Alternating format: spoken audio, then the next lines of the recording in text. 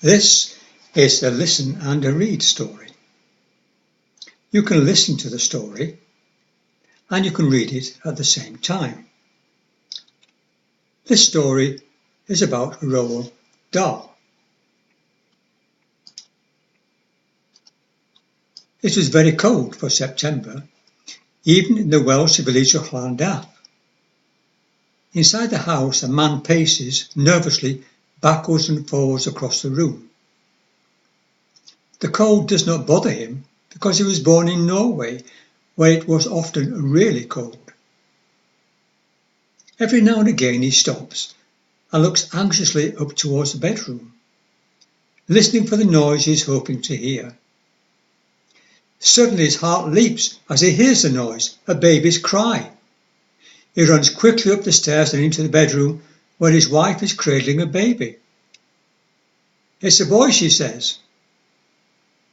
At that very time, around the world, many babies were being born, but this was a special baby. "What shall we call him?" asks the man, Mr. Dahl. His wife replies, "We will call him Roald."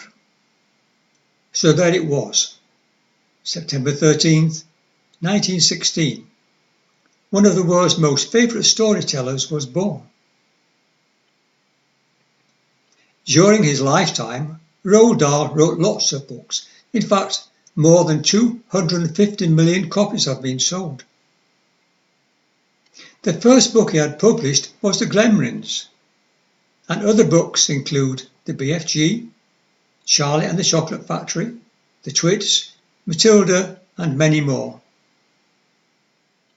In a recent TV poll, Matilda was voted the most favourite of his books.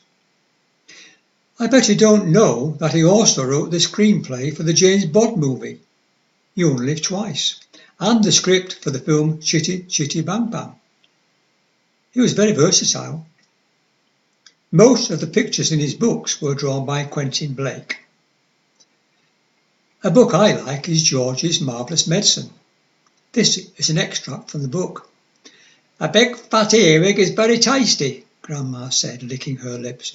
"But you've got to be very quick, my dear. When you put one of those in your mouth, it has a pair of sharp nippers on its back end, and if it grabs your tongue with those, it never lets go. So you've got to bite the earwig first, chop chop, before it bites you." In this book, George's parents are away, and George is being looked after by his grandma, who is very mean and bosses him around. She scares him by telling him she likes to eat insects, that she is a witch. So George decides to make magic medicine and swap it for his grand's horrid medicine.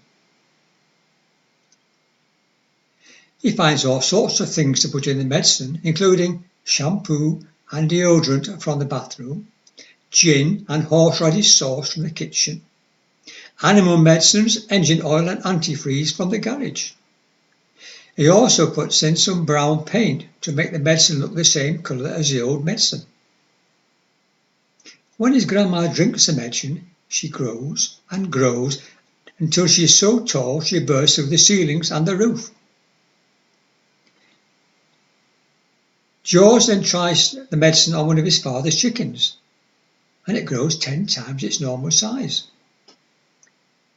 When his parents, Mr. and Mrs. Cranky, come home, his father is very excited. He didn't seem too bothered about Grandma. "Try it on the rest of the animals," he said to George. When the other animals taste the medicine, they all become giants too. Mr. Cranky hires a crane to remove Grandma from the house and put her in the barn. The next morning he asks George to make some more medicine. "We can end world hunger," he says. Unfortunately, George can't remember all the ingredients. His first attempt makes the chicken legs grow longer, and the second attempt makes its neck grow longer. His next attempt has the opposite effect of his original medicine and makes animals shrink. His grandma, who is not very happy at being so tall, mistakes George's medicine for tea, snatches it out of his hand and drinks the lot. She begins to shrink and shrink and shrink until she disappears altogether, George reflects on the event of the 2 days and starts to think that, because of the magical medicines he had created, he's developing magical powers. This is a fun book, but remember, never try to make George's medicine yourself. It can be very dangerous. Your father would not be very pleased if he suddenly became as tall as a house or disappeared altogether. Roald Dahl died on November 23rd, 1990. Of the many phrases from his books, this is probably the best, from his book, The Witches. It doesn't matter who you are or what you look like, so long as somebody loves you. The end.